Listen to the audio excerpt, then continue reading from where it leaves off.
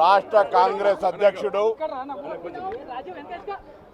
NSA రాష్ట్ర అధ్యక్షుడిగా చాలా కాలం నుంచి కాంగ్రెస్ పార్టీకి క్రియాశీల కార్యకర్తగా పనిచేస్తున్నటువంటి మహేష్ కుమార్ గౌడ్ గారు జన్మదిన సందర్భంగా ఈరోజు కాంగ్రెస్ శ్రేణులతో కలిపి గాంధీ భవన్లో జన్మదిన వేడుకలు జరిపి వారికి శుభాకాంక్షలు తెలియజేస్తూ ఉన్నాం.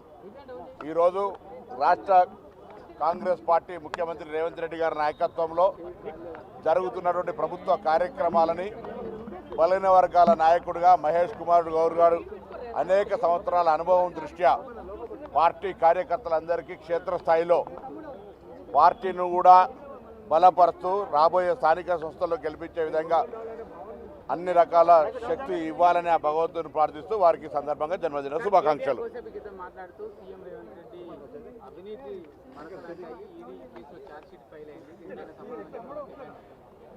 కేటీఆర్ గారు కాంగ్రెస్ పైన మాట్లాడే కంటే ముందు వారి అంతర్గతంగా పార్టీ వ్యవహారం అయినప్పటికీ కేసీఆర్ గారు చుట్టూ కొన్ని దయ్యాలు ఉన్నాయనేటువంటి మాట చెప్పడం జరిగింది అఫీషియల్గా. నాట్ ఓన్లీ లెటర్ లీకేజ్, స్వయంగా కవిత గారే కేసీఆర్ గారు దేవుడు, పక్కన కొన్ని దయ్యాలు ఉంటున్నాయన్నారు. ఆ దయ్యాల గురించి ఎవరో వాళ్ళు జవాబు చెప్పి మమ్మల్ని అడిగితే మంచిగా ఉంటుంది.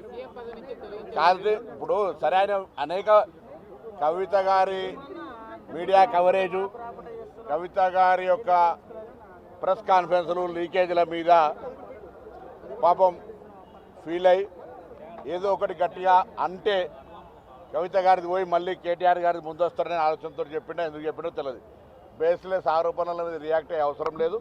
నేను ఒకటే అడుగుతా ఉన్నా, ఫస్ట్ కాంగ్రెస్ పార్టీని విమర్శించే కంటే ముందు మీ పార్టీలో మీ కుటుంబ సభ్యురాలు కేసీఆర్ గారు దేవుడు, పక్కన కొంతమంది దయ్యాలు ఉన్నారు, నా లేఖ లీక్ కావడం అంటేనే దానికి నిదర్శనం అని చెప్పిన దానికి జవాబు చెప్పి దాని తదుపరి కాంగ్రెస్ పార్టీని ప్రశ్నిస్తే మేము మా నాయకత్వం తప్పకుండా జవాబు చెప్తామని మనం